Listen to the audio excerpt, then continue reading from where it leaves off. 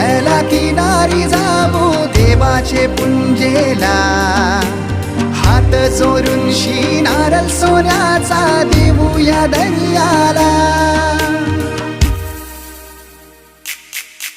सन